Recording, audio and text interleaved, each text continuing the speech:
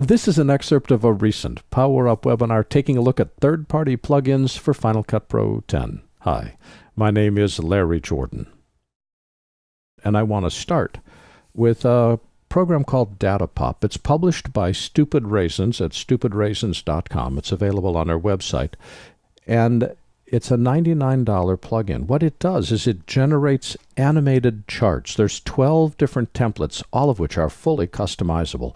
This requires FX Factory, which is a free download, but FX Factory has turned into a cottage industry for dozens of developers to create hundreds of effects that work inside a variety of editing software.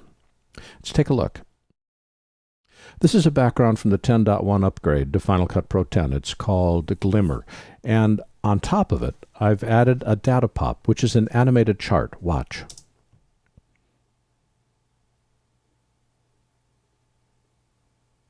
Notice that as we do this, the chart itself draws itself on, and we can see that there's 3D movement within the chart. The chart's not just simply sitting there like a lump. The chart itself is moving, not only with animation, but look at the text. It's got this 3D look. Let's just render this real quick and see if we can make it look a little bit smoother.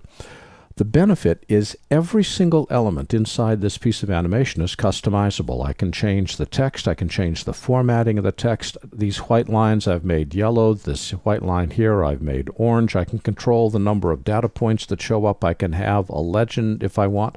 If I play this back to see what it looks like with full rendering complete, look at how smooth that is. And it's got that 3D move from a camera. This is a motion project created inside 3D space. Here's another version.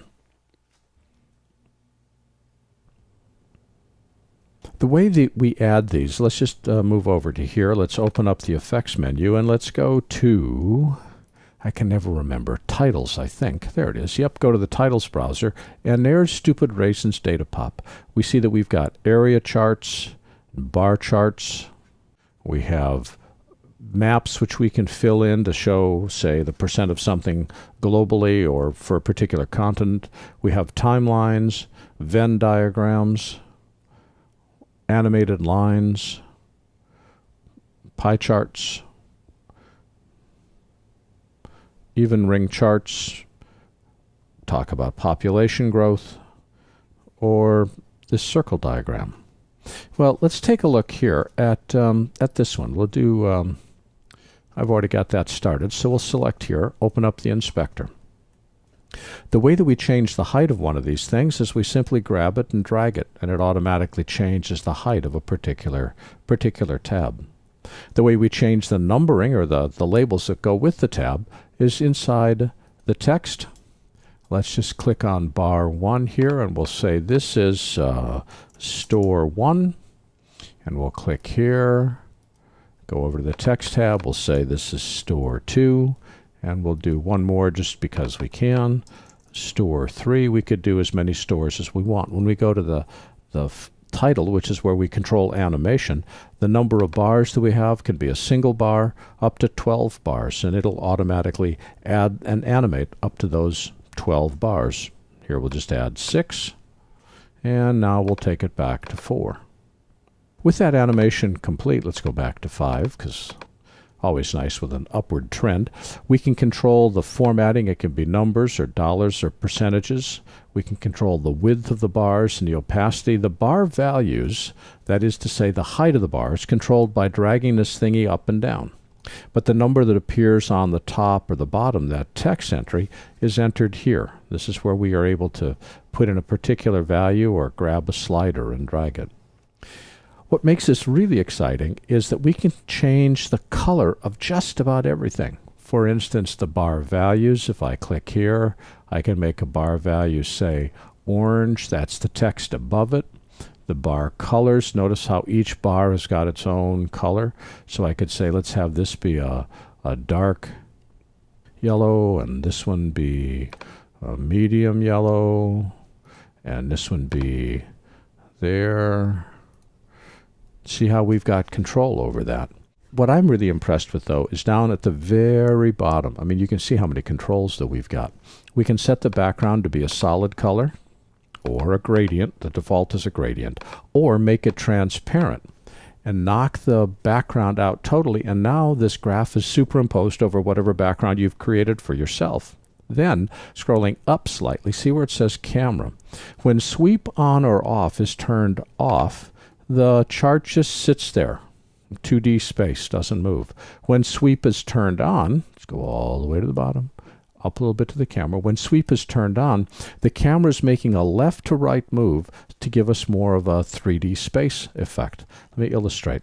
I'm going to put it near the beginning, change the sweep, and give me a little bit more distance this way, and a little bit more distance this way.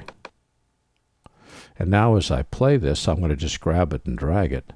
Notice how I get a much bigger move as the camera is sweeping what we used to call, no, it's a sweep, a truck from left to right, to give that illusion of movement.